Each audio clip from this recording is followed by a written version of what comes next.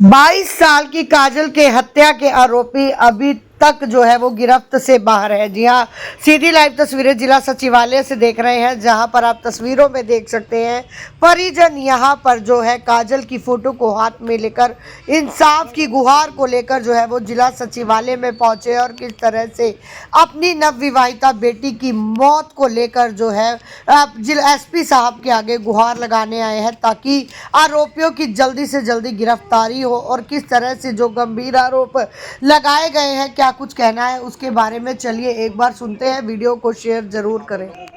फांसी के फंदे पर लटकाने से पहले उसका गला घोट कर उसकी निर्मम हत्या की थी, क्योंकि उसका एक बड़ा प्रूफ हमारे हाथ में है, जो मैं अपने यमुनानगर की जनता को दिखा रही हूँ।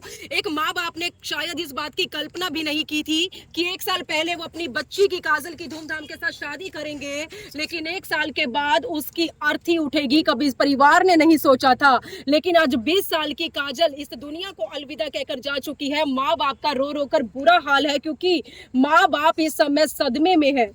जी, क्या हुआ था काजल के साथ? कैसे पता लगा बच्ची ने सुसाइड किया? सुसाइड हमारे पास फोन आया था जी, जो लड़की का भाई है जी उसके पास फोन आया था जी। हमें तो कुछ नहीं बताया जी, सिर्फ ये बोला कि काजल को चोट लगी है, गब्बो हॉस्पिटल में आ जाओ। तो वो गया जी वहाँ लड़का, उसने किसी ने कुछ नहीं बताया जी उसको भी काजल कहाँ पे है। तो उसने पूछा जी वहाँ भी काजल कहाँ, उनको वहाँ जो नर्स है जी उन्होंने बोला कि वो तो चली गई, उसकी है नहीं अब काजल। वो अकेला बैठा रो रहा था जी वहाँ, किसी ने नहीं, उसके जो सास ससुर थे काजल के, किसी ने नहीं उसको चुप कराया जी, कोई उसके पास नहीं आया जी। ठीक है, फिर यहाँ से पुलिस वाले बुलाए जी, भैया गए घर के गए जी वहाँ से, तब उन्होंने SHO आए जी, तब लड़की को दिखाया, हमारी लड़की वहाँ दिखाई जी, सब वगैरह हमें कर दी थी। जब वो बोल रहे जी कि लड़की को हम शर्मा हॉस्पिटल में लेके गए थे। ठीक है जी, तो शर्मा हॉस्पिटल में गए तब बिनू ने फोन किया जी हमारे पास कि लड़की को हम यहाँ लेके जा रहे हैं। शर्मा हॉस्पिटल में गए जी, वो कह रहे उन्होंने वापस कर दिया जी हमें लड़की के गड़ में चुन्नी देख कर जी। ठीक है जी, वहाँ लड़की के गड़ में चुन्नी कह रहे थे जी वो है, तो वहाँ से गए जी, उन्हें जवाब दे दिया, गब्बो हॉस्पिटल में चले गए जी। उसके बाद तो फिर यही है जी, ये लड़का गया था जी, फिर उन्होंने लड़की को सब ग्रह में देखा जी। हमारी लड़की तो मृत थी जी उस टाइम, वहाँ पे मैं सब ठीक थे जी, उन्हें कोई दुख नहीं आता जी इस बात का, ऐसे ही आराम से बैठे थे जी, कोई दुख नहीं आता। तो काजल के शरीर के ऊपर कोई चोट के निशान जिससे आप लोगों को लगे कि उसके हाथों पे निशान थे जी, उसके यहाँ गड़, मतलब किस चीज के निशान थे? निशान थे जी, यहाँ लिल्ले हो रहे थे हाथों के ऊपर निशान, गड़ में निशान आया था जी, यहाँ जैसे चुन्नी का पीछे गोटे हुआ जी, यहाँ से कमीज फट रही थी जी उसकी गड़ पर से। फोटो है जी हमारे पास उस लड़की की, ये देखो जी। अच्छा, ये फोटो है उस बच्ची की? फोटो है जी उस बच्ची की। दिखाना है। सोनू है जी। सोनू काजल के क्या लगते हैं? चाचा लगता हूँ जी। चाचा, क्या आखिरकार हुआ क्या था काजल के साथ? 1 साल पहले हमने शादी की थी, सुकुमार जी गोटे थाना में पड़ता है जी। तो शादी के 4-5 महीने ठीक है जी, लड़की उसके बाद वो तंग लग गई जी, कारण मारपीट हुई लड़की के साथ, दहेज की मांग करा दी जी। तो हमारे पास लड़की ने बताया जी, हमने सोचा चलो लड़के का घर बस जा जी। हमने उनको समझाया थोड़ा, लेकिन उनके हौसले इतने बुलंद गए जी, वो मान्य नहीं है बिल्कुल भी। उसके बाद हमारे को 15 तारीख को फ़ोन आया शाम को जी प्रीतम का, तो उसने बोल दिया कि लड़की को चोट लग गया, आपका हॉस्पिटल आ जाओ देखने के लिए। हम वहाँ पे पहुँचे जी, तो हमारे को डॉक्टर ने लड़की को दिखाया नहीं है, मिलाई नहीं है जी।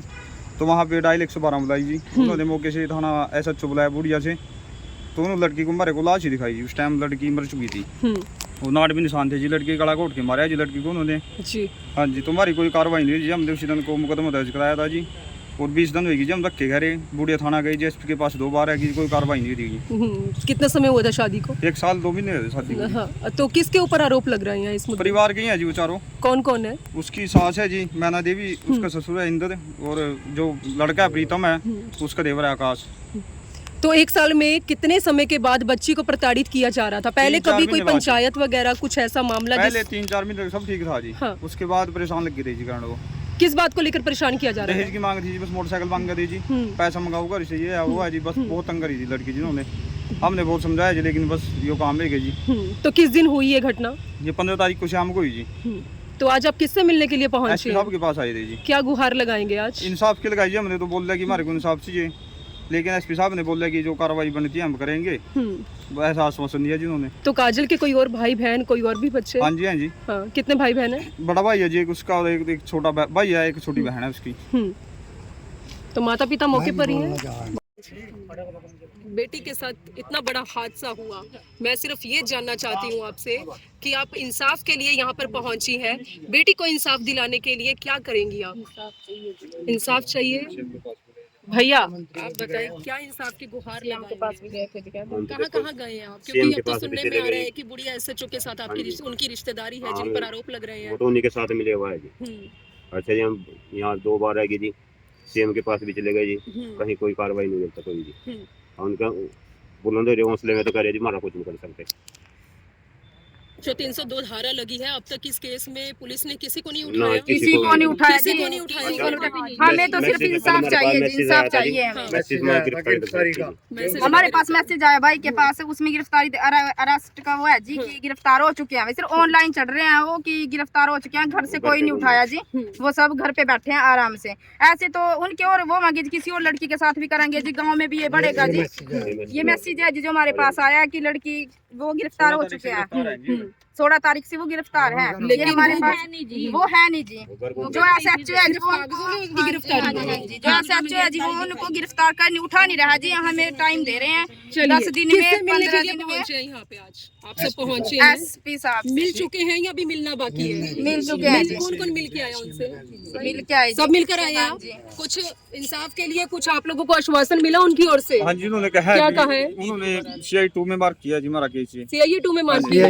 क्या लगता है वहाँ पर अब केस जाने के बाद आप लोगों को अब इंसाफ देखते हैं, अगर मिलेगा? हमारे को 2-4 दिन के इंसाफ मिल गया, कोई कार्रवाई तो ठीक है जी, नहीं उसके बाद हम फिर जो कार्रवाई देखेंगे जी, जैसी भी हमारे पास होगी हम अपने हिसाब से करेंगे फिर बोले से जी ये हमारी लड़की यहाँ सुगमादरी गई थी, जबकि 302 भी लग रही धारा और दहेज की धारा भी लग रही, और SHO के ये रिश्तेदार हैं जी, ये रिश्तेदारी के नाता ये SHO इनका कुछ गिरफ्तार नहीं करे जी आज तक इसने। और हम कल थाने में गए थे, SHO ने हमारे को चिड़किया जी उल्टा, घर पर काम नहीं है और कहा अपने घर बैठो आराम से, हम कार्रवाई कर रहे हैं। तो इसमें आज तक गिरफ्तारी नहीं हुई। मुलजम मारे को दम क्या दे रहे, हमारा क्या पकड़ लिया, उनके अपने रिश्तेदारों पर फोन करवा रहे, कहा हमारा क्या पकड़ लिया, कहा।